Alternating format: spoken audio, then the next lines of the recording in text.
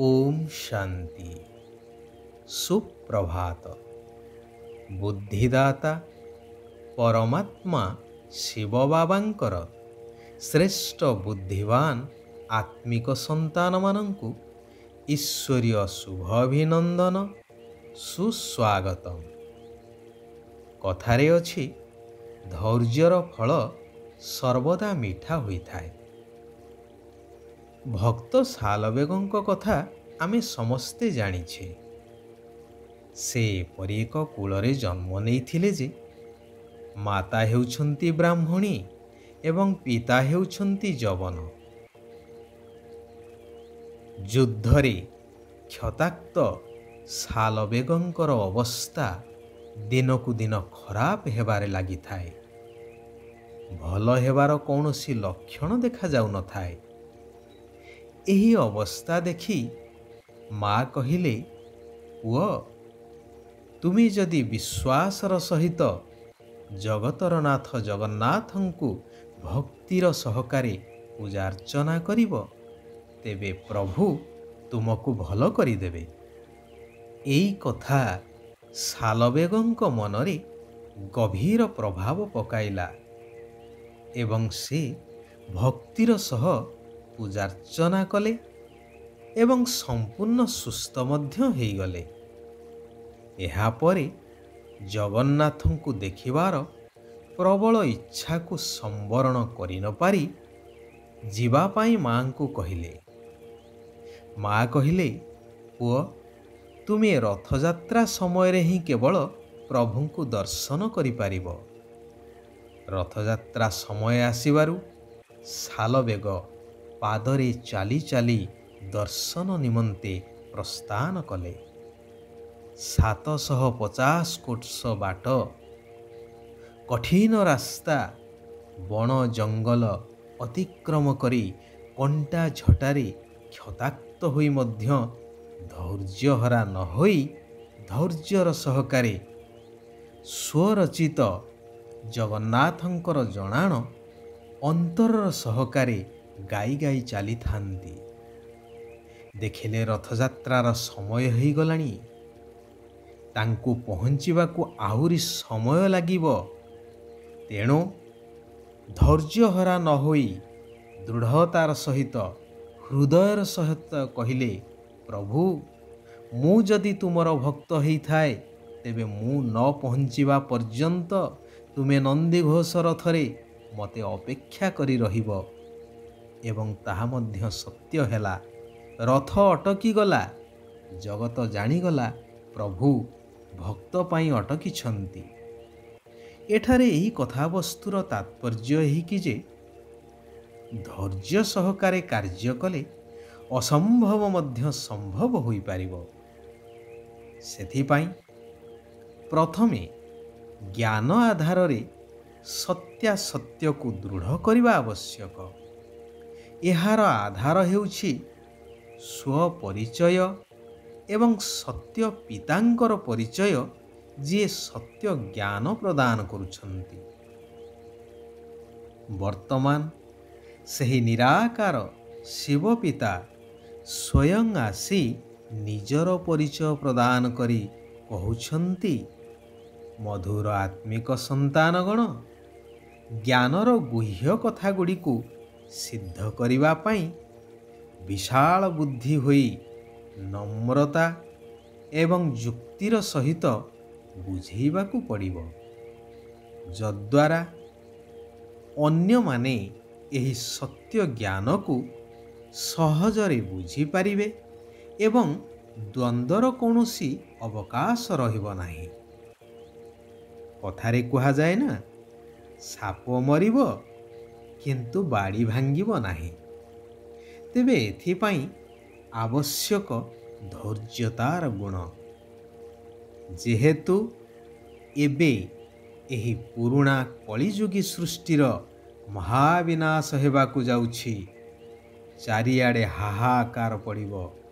एभली परिस्थिति रे निजकु संतुलित रखिबा पाई धैर्यतार गुण निहाती आवश्यक।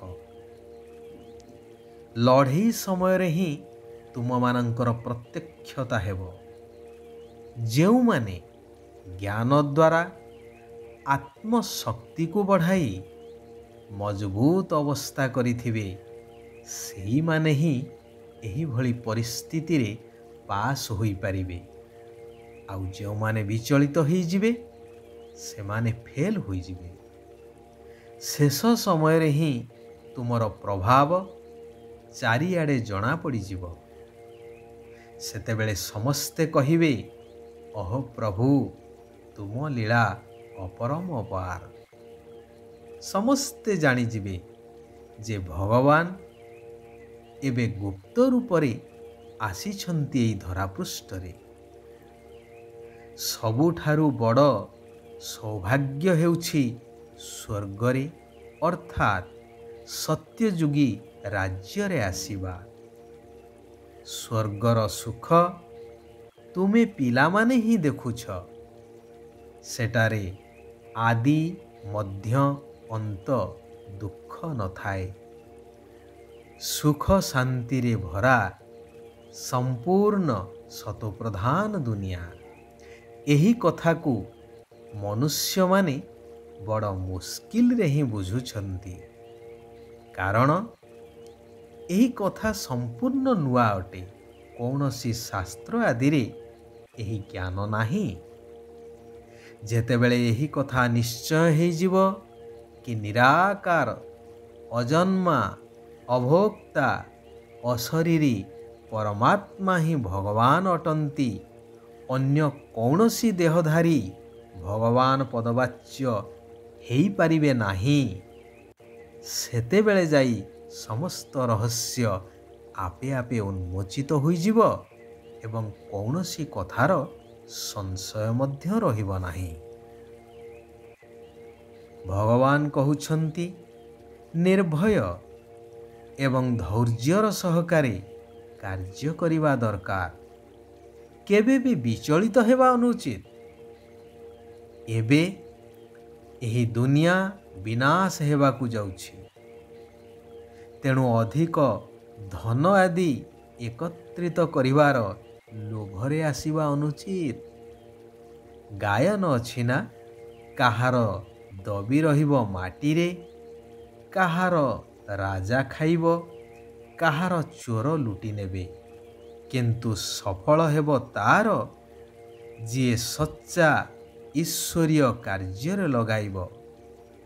ତେଣୁ ଭବିଷ୍ୟ ନୂତନ ସତ୍ୟଯୁଗୀ ଦୁନିଆରେ ଉଚ୍ଚ ପଦ ପାଇବା ପାଇଁ ଈଶ୍ୱରୀୟ ସେବା କରି ଅବିନାଶୀ ରୋଜଗାର ଜମା କରିବାକୁ ହେବ। ଶିବ ବାବା କହୁଛନ୍ତି, ସର୍ବସମ୍ପତ୍ତିକୁ ଜମା କରି ଆତ୍ମିକ ନିଶାରେ ରହୁଥିବା ଚିନ୍ତାମୁକ୍ତ ସମ୍ରାଟ ହୁଅ। ଭଗବାନଙ୍କଠାରୁ ସନ୍ତାନମାନଙ୍କୁ ଅସରନ୍ତି ଜ୍ଞାନର ସମ୍ପତ୍ତି ମିଳିଛି। ଯିଏ ନିଜ ପାଖରେ ଏହି ସମ୍ପତ୍ତିକୁ ଯେତେ ପରିମାଣରେ ଜମା ରଖିଛି, ତାର ଚେହେରା ଏବଂ ଚାଲିଚଳନରେ ସେତିକି ଆତ୍ମିକ ନିଶା ଦେଖାଯିବ ଏବଂ ଆତ୍ମିକ ନିଶା ଦ୍ୱାରା ହିଁ ତାର ପ୍ରତ୍ୟେକ କର୍ମରେ ସେତିକି ସେତିକି ଚିନ୍ତାମୁକ୍ତ ସମ୍ରାଟ ସ୍ଥିତିର ଝଲକ ମଧ୍ୟ ଦେଖାଯିବ। ସେହିମାନେ ହିଁ ସଦା ପ୍ରସନ୍ନଚିତ ଅବସ୍ଥାରେ ରହିପାରିବେ। ଜ୍ଞାନୀ ତୁ ଆତ୍ମା ସେହିମାନେ ଅଟନ୍ତି ଯେଉଁମାନେ ଜ୍ଞାନର ନୃତ୍ୟ କରିବା ସହିତ ସଂସ୍କାର ମିଳନର ନୃତ୍ୟ ମଧ୍ୟ ଜାଣିଛନ୍ତି। ତେଣୁ ବୁଦ୍ଧିମାନ ସନ୍ତାନମାନେ ନିଜର ବୁଦ୍ଧି ବଳରେ ଏହି ସତ୍ୟ ରହସ୍ୟକୁ ଜାଣି ନିଜର ତଥା ସାରା ବିଶ୍ୱର କଲ୍ୟାଣାର୍ଥେ କାର୍ଯ୍ୟ କରିବା ଉଚିତ। ଆଚ୍ଛା, ଆଜି ପାଇଁ ଏଇଠାରେ ଆମେମାନେ ବିରାମ ନେବା।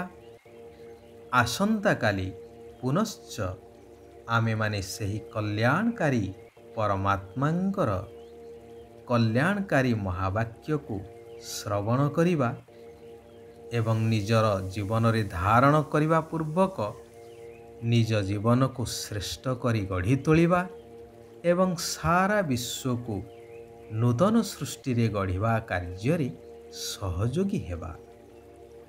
ଓମ୍ ଶାନ୍ତି। ଓମ୍ ଶାନ୍ତି।